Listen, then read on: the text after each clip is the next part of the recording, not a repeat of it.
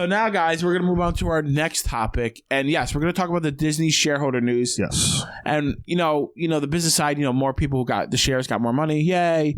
But really... They made crazy money off of Disney Plus already. There's correct. over 28 million people. It's not a bad stock to buy. It's ridiculous. But what we want to talk about is the entertainment news side of this. Yes. What was released. And because I am dying, Chris, can you tell people the good news? Yeah, great news. This year alone, we knew we were getting Falcon Winter Soldier sometime. We knew we were getting Mandalorian Season 2 sometime. We knew WandaVision got moved up to this year. Yes, December. Yes, we now know that Falcon Winter Soldier will be in August. Yes. Which is really good because birds fly in August. There you go. So we get we get Black Widow in May. Yeah. And then 2 months later we get Falcon Winter Soldier. Who knows if they'll tie in or not with certain things. We're getting Mandalorian Season 2 in October. Ooh. To kind of round that out in coming back as well after that awesome finale of that season. And we're getting WandaVision in December, like you said. So that is big. They also talked about that there are focusing, which Rob was 100% correct in this aspect. I always am. We know that the next Star Wars movie-ish thing won't be till at least 2022, Smart. 2023. Smart. Bob Iger did say during this meeting that in the present time, Star Wars will be focused heavily on TV, heavily on the shows, heavily on growing the universe throughout television, and obviously Disney Plus. Yeah. We know we're getting Mandalorian Season 2, which we just talked about. We're getting a Rogue One show with what's his name? The droid K2SO. Yeah. I knew you had it. Yeah, it's so many droids, numbers, letters. So we're getting the Cassian Andor K2SO show, which takes place around Rogue One, which people are kind of like, okay. Obviously, we're getting the end of Clone Wars.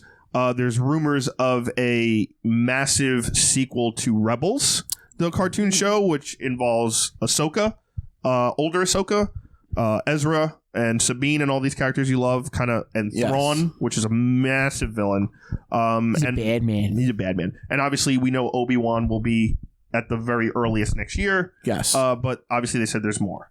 I'm happy to hear all this because it makes you right. Yes, I love being right. Because my ego has been stroked. Yes. Keep stroking. Feel free to tell me more accolades about myself. Yes. But it's a smart decision. I'm glad they listened to me because as you pet yourself. By the way, anyone who's listening and not watching, as he pets himself disgustingly. By the way, it was gracefully. Gracefully, it was not. Look like you were putting like moisturizer on, just like caking it. Yes. So they were listening to me. Yeah. And they're no, but it's a smart decision because focus on what you're doing right. Yeah. You're doing the TV shows right. It's all about the present, it's not about the past right now. Exactly. You're doing all about your other mediums seem to be doing better storyline than the actual movies. Mm-hmm. So if you take that, you run with it, allow that to earn back the trust that you may or may not have lost with these movies, and further, I guess, devote or further brainwash your other fans to get them into this even more so. Well, no, I think it's just broadening a massive world. Yeah. And again, I hope some of it does tie in. I hope some of it doesn't tie into what it doesn't need to. I'd still love to see a Knights of the Republic show. Yeah. I'd love to see ideas that have nothing to do with the Skywalker saga. And obviously, I'm really excited about Obi-Wan whenever it comes out. I'm really excited about Mandalorian Season 2, which is kind of half and half. So, Bob, I'm ready for my check. You can make it out to me. 0.5% is fine. 0.5% of the entire company, which could set real life. No, that's selfish. Just of the Star Wars. That's still a hell of a lot of money. Hey, you're welcome. Yeah. So on top of that, we also got more news about Marvel's side of things too. Which Bob Iger and company said that there are at the moment 7 shows in the pipeline. Pipeline that are going to be 100% a go. We know 5. We know Moon Knight, Miss Marvel, She-Hulk. Yes. What If the cartoon series? Yes. Hawkeye is 5. So, and obviously 7, not counting the 3 that they announced trajectory dates for this year. What are the two others is the question. Loki, we didn't mention that as this year because it's next year, but again, that was in the trailer. It was already mentioned. It's not Loki. The other two are kind of question marks. We don't know. They haven't been announced yet. I have a couple of theories I wanted to throw. I think one's an animated show. I don't. I think they're live action, but I think they're brand new properties. I think they should. One should be animation. I think they could. Well, what if's animation? Yeah, that's one. I think that's such a great niche that they really haven't capitalized. I think they could do another one and really get it because animation. Everybody loves animation. I think you're right in this aspect. I think one of the best things that Star Wars has done recently is connect live action to their animated shows. Correct. Which is no one's ever done before. No one's ever treated animation with that kind of like utmost respect and storytelling. I think if Marvel figures out a way to do that, obviously they're doing What If, but if they did an animated show that did connect, and you see things that have ramifications, and it's in that timeline. The hard part with doing that, you'd have to make it animation of characters we already know, because if you do a new team with animation, which originally when I said that idea, that was my idea, right? Just do like a different team, do like something crazy. Yeah. But then if you want to bring them, if you want to cross over live action, you have to cast them, and they're like, wait, he doesn't look like what he looks like in the show, and it's going to be annoying. So it has to be, related. So it could be like Tales from the Guardians or like something crazy, or like Rescue and Iron Man. Yeah, something because like, Robert Downey Jr. is definitely going to come back to do his voice on What If. It could be backlogs of old stories we haven't seen from our adventures. Like What If could be What If, but like here are stories that have happened in the history of our guys that we didn't get to tell you, but we want to talk to you about.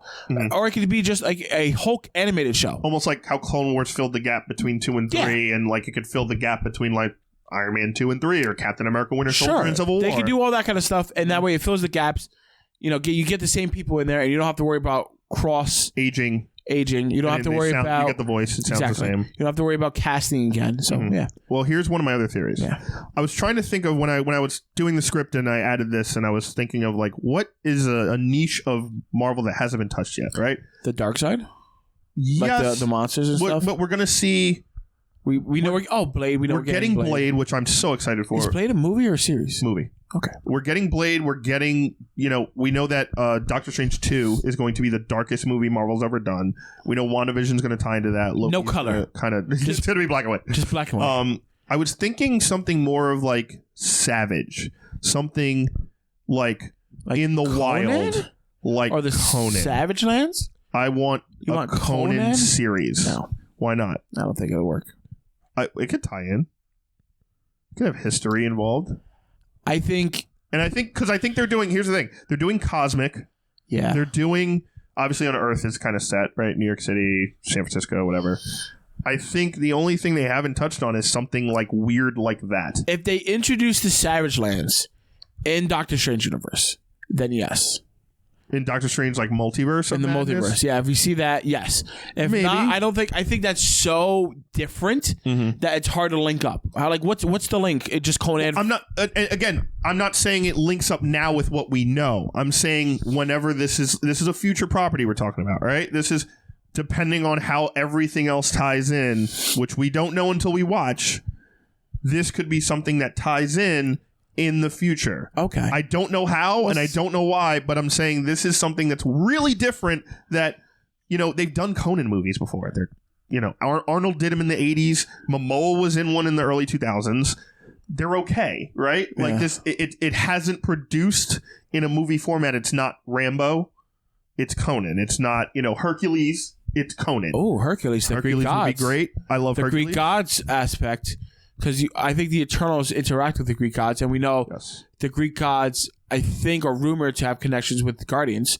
I think a Greek god show would be cool. That would be awesome. I think that would be better, and you could link it, and that gives way to my theory of... And bringing Kratos. Eventually, no. Damn. Bringing in Nightmare and those other villains and doing that whole spin. That could be a thing. Here's the other one. What if they do something along the lines of AIM? AIM. What is AIM again? AIM is Advanced Idea Mechanics. It's the company with the guys in the yellow hazmat suits. Oh. That Amadeus Cho currently owns in the comics, but they were bad guys, and they were run by MODOK. Yeah. Now, we've heard rumors and kind of murmurs about MODOK entering the MCU somehow. They wanted to do the Hulu show, but I think that got scrapped. Yes, and there may be something in What If, like with a MODOK being seen. MODOK is a big Iron Man legacy villain. He's a big character that we thought we were going to see in either Civil War or like Iron Man 3, but never got thrown in there. So weird. Such a weird character. Visually, he's a head. Yeah. He's a floating head. But what if that becomes like a S.H.I.E.L.D. versus AIM kind of like, you get Sam Jackson in the universe. Well, we kind of already did that with like Agents of S.H.I.E.L.D., right? And that didn't do arguably well. And Agents of S.H.I.E.L.D. kind of was way too ABC and way too, CW version of Marvel Universe. But I don't know. I think MODOK is a great character you could explore. He's got mental abilities. He kind of sits in the background and is like, the general that never goes out in the fight, right? He's just kind of controlling things. What if they use that to control some sort of like whatever S.H.I.E.L.D. is trying to build up again? Whatever, because Nick Fury's back. He's trying to build stuff up. He's in Eternals. What if it's trying to connect to that? Or he knows something about mutants, or he knows something about Inhumans that they need to redo with a blank sheet.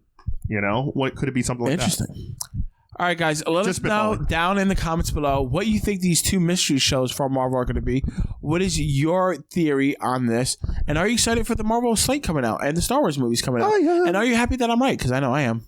Please let me know down in the comments below. I know I am. What a jerk off. You guys love me. I love you.